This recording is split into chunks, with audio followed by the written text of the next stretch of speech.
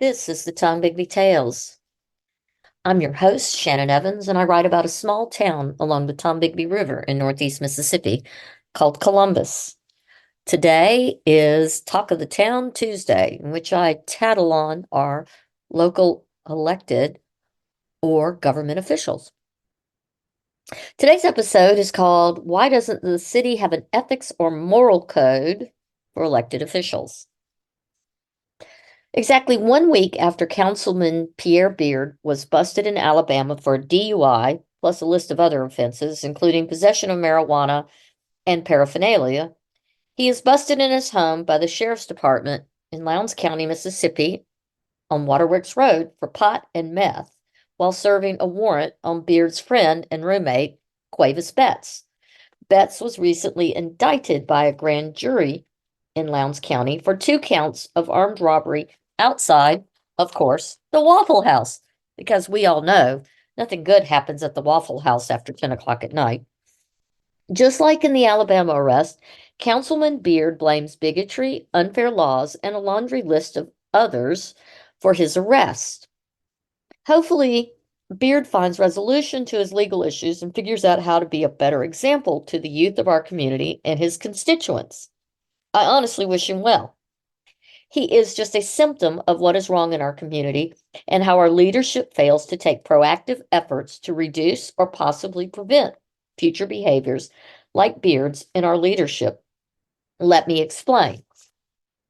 An elected official cannot be removed summarily from office in Mississippi unless they have committed a felony. So here's the clincher. Beard has not ever been accused of a felony nor convicted. He's never held enough meth or pot that would constitute a felony conviction. He has, as have others in recent history in the city council and previous elected and selected officials, been accused of behaviors that land him in court for other infractions, like domestic violence event in his recent arrest in Alabama, causing an ethical conundrum in City Hall. Yet, City Hall has zero policies in place to deal with any questionable behaviors that result in arrests or that require adjudication. Why? Well, mostly because no one has bothered to follow through in creating any policies or codes of behaviors for those who serve the public in Columbus. After Beard's incident with his former wife, where a gun was discharged, the mayor and the city attorney explored their options for how to handle the incident internally.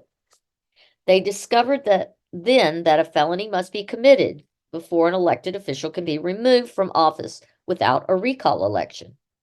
If they had an ethics policy and code of conduct policy, the city council, could have at least publicly censored him for his behavior and perhaps have legal standing for additional actions if any future violations of that policy occurred. But the mayor nor the city attorney ever created that policy, even though they thought about it, batted it around, and even talked about creating one. Then came the Waffle House incident this summer. Darn, if only they had created that policy and put it in place. They could at least do something to put the errant behavior of the councilman on notice. But alas, would have, should have, could have. Nothing had been done. Nothing was in writing, and so there were zero consequences for the councilman's behaviors. Only hand-wringing about him and his friends and their choices and lots of bad press. Lots of talk was heard about town that surely the city council, the mayor, and city attorney would be forced to do something, anything, about Councilman Beard. Surely he'd be held accountable by his professional peers in the city. But he was not held accountable because his ethics and professional behavior expectation guidelines were never, ever written, never, ever developed, and certainly never, ever implemented. Why? Perhaps because the city attorney is stretched thin and representing multiple organizations, and a simple document like a conduct code is just not a priority. Maybe the mayor never followed up, as once the stink from each event settles, another onerous issue arises, unrelated to Beard that takes precedence.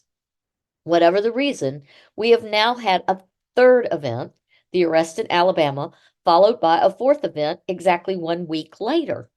Nothing can be done about Pierre's poor choices because the city still has done nothing about putting any policies in place to deal with the councilman's actions.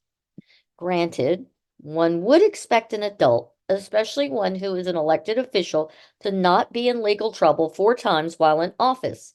But honestly, how does the city of Columbus still not have an ethics policy and a code of conduct in place for elected officials? What will it take to implement professional standards for those who represent us here and in other communities? I honestly fault the mayor and the city attorney for Beard's continued questionable behaviors. If his peers, co-workers, and employers can't be bothered to hold him accountable, why should we expect a different outcome? I want to thank you for coming to the Tom Bigby Tales. Until next time.